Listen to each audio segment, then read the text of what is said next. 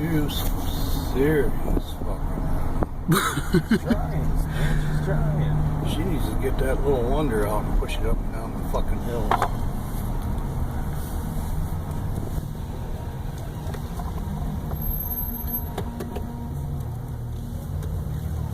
A lot of deer up around this corner up here. There's a great big hollow that the Lawton Cops dad owns over here. Nobody can hunt it. There are so fucking many deer in it. It's on the next road over, but it goes up and around this curve.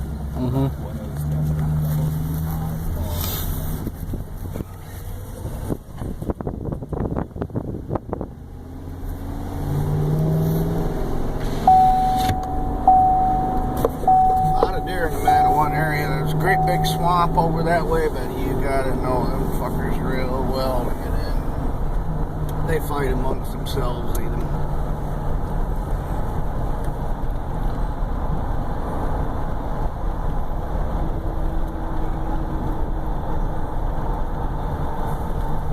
That's about as big a shit box that I've ever seen.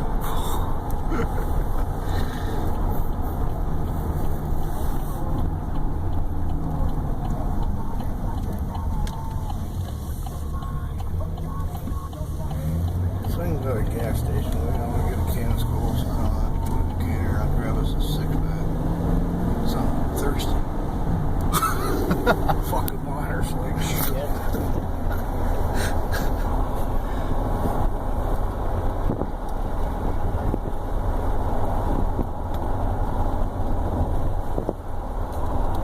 Good old fucking 26th Street.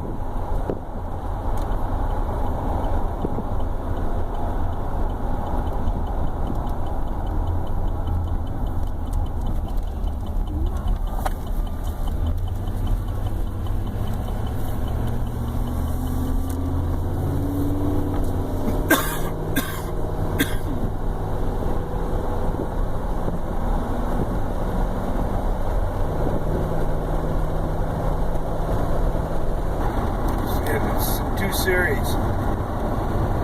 First night we go over by Harmony Chapel. It's over there by Banks of Lake, not far from Grass Lake. It's me and Ken. Go over there. There's a big tower over there. It's been that way for years and years and years. And I drop him at the tower. I've never hunted there myself before. I hunt all the way around it, but I drop him and I leave my truck with him. I go down the road and I come up this fence row. The farmer did for sale for a couple years. Well, we didn't know who bought it, and it wasn't posted. And Ken says, "Oh yeah, it'll be all right." So up where he goes, and then I park the truck. I don't pay no attention. There's this kid's tree stand and his chair. So I go way down, and it's right on the Kalamazoo County line. Van Buren's on this side, Kalamazoo County's on this side. So I cut in this fence row, and I get a quarter of the way down, all of a sudden, boom!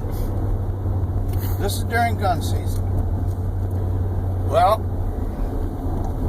I get to the end of the fucking fence row, and the corn's 16 foot tall. We don't know. There's nobody there then.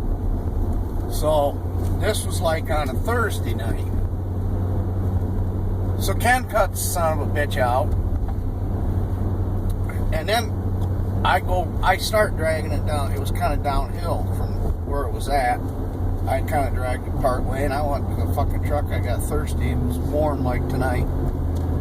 And I didn't know it, but he either climbed back up this kid's tree stand or sat on his chair, but he took a fucking shit. I can't remember if it was the chair or the fucking tree stand. So it was either the next day or Saturday. Me and Ken and Steve were there, and we see that they're picking. Well, he didn't tell me the situation. So I dropped Steve down where I went, and the guy was picking up on another field quite a ways away, but he had a big gleaner, an L2, and that motherfucker corn was running good. But anyway, I dropped Steve, and there's two partial fields, and one ain't got a fence row in it, and the other one way down does. Well, Ken went way down on the other side of where this motherfucker was picking, because I think he knew that something was going to happen, this son of a bitch. Well, I go back, I park my truck down below this tower, and it was so fucking windy that day. Well, Steve was all harnessed up in that old red wool shit. That's what we wore years ago. That's all we had. Now, I had Carhartts on, my light bibs, and a wool jacket, and that's back when we were wearing the fucking tags. Well, all of a sudden I hear this combine, and first I see this kid running down the road coming from the fucking east. He's in full camo, and he's got his gun, and he's trucking. Well, all of a sudden I hear that fucking combine change direction, like it's going sideways against the rows, and that's a motherfucker. Well, all of a sudden, it's windy. I don't hear no truck pull up behind me or anything. Here's this great big old man with bib overhauls on, and he's just foaming at the fucking mouth. And he goes, "What in the fuck are you doing?" I don't know if this dude owns it or he works for this guy or what. And all of a sudden, I hear that combine. It's zigzagging through this fucking corn, and it's going for Steve. I ain't shitting you. All of a sudden, I see Steve run. Steve is just running back and forth trying to get away from this fucking combine. No, you ask him sometime. This fucking combine's gonna run right over, and this fucking... Well, this went on for a good 10 fucking minutes, and I thought, God damn, I don't want him to run over him, you know. So I'm waiting, and all of a sudden, this fucking combine comes back up over this fucking hill. In the meantime, I'm taking a good tongue lashing. And he writes down my fucking license number and the whole fucking shop. The cops are going to be here. That's before we had cell phones. So, all of a sudden I see Steve. He gets to the end of the fence row where the combine can't come through it unless it fucks up the head and everything.